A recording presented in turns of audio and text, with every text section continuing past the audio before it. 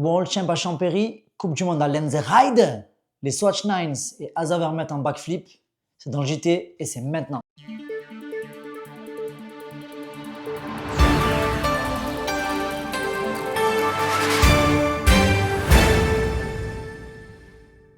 Les World Champs à Champéry ont eu lieu sur une piste plus raide que jamais où il est difficile de créer de l'écart.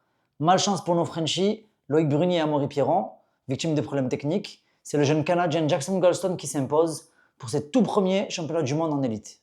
Chez les femmes, les Françaises ont brillé. Marine Kabirou, qui revient d'une grosse blessure au dos et qui portait un corset il y a quelques jours de cela, se hisse déjà à la deuxième place du podium pour la deuxième fois consécutive. Un sacré retour en force. Myriam Nicole qui fait troisième et Vali qui l'emporte. La Backyard Battle 2025 volume 3 chez Paul Couderc a eu lieu, chez notre sudiste. Et c'était pour moi l'une des plus belles lignes de slope de France. Bonne ambiance, gros sand et météo parfaite, big up à notre polo. Lenzerheide, Amaury Pierron de retour sur les avant-postes. Personne n'a su aller le chercher en dessous des 2 minutes 45. Ça fait plaisir de le voir de retour après une saison compliquée. Loïc Brunier, lui, finit 5e, ce qui lui offre tout de même la première place au classement général de la saison. C'est donc lui, le leader, suivi de très près par Jackson Goldstone. Chez les femmes, c'est le grand comeback de Tanis Seagrave, et ça donne le sourire. Elle s'offre la première place, ce qui lui fait sa 12e ou 13e victoire en Coupe du Monde. L'Américain Asa Vermette fait preuve d'insolence. Il s'offre la première place au qualif avec un mid-run backflip. Le gars a envoyé un fucking backflip en plein milieu de son run et finit premier. Il s'offre aussi la première place en finale et nos frères Alaran finissent à la 4e et 5e position avec une crevaison pour Max. Pas si mal pour un mauvais run. Out.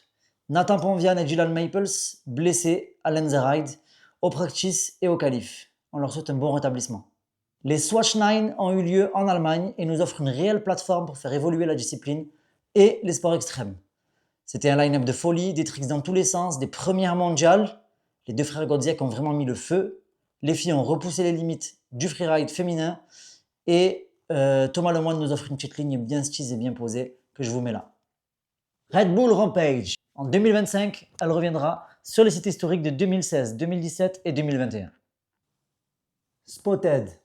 Commensal développe un nouveau triangle arrière sur son Supreme DH. Il était comme ça, et maintenant il est comme ça. Donc le prototype est en cours d'essai sur le circuit des Coupes du Monde, en élite, et on a hâte de voir quels sont les avantages et quels sont les grands changements. C'était le JT, allez l'OM, parce que cette semaine, l'OM a battu le PSG, j'avais envie de le glisser. Et je vous dis à très bientôt sur les prochaines manches de Coupe du Monde, aux US, au Canada, où je serai en personne pour vous débriefer tout ça. Peace!